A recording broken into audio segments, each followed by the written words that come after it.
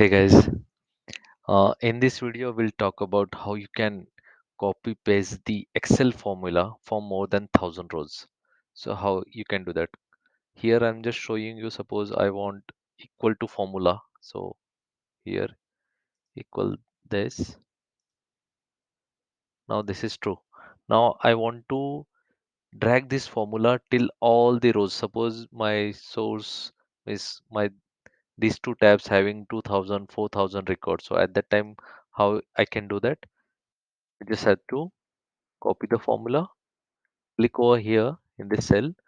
If you know the exact rows, like how many rows this have, so just click on, click here, give the E, and then I know that this is more than 2000 records, so I'll just give 2000, 4, 5, or like 5000, 6000. If you know the exact rows, then just enter and then Control V.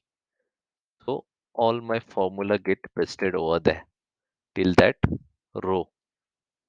So this is the shortest way to copy and paste the formula for more than 1000, 2000, 4000 rows. So you don't have to drag and drop till that particular row. I hope you find this very informative. I'll keep posted more of this kind of videos. Thank you.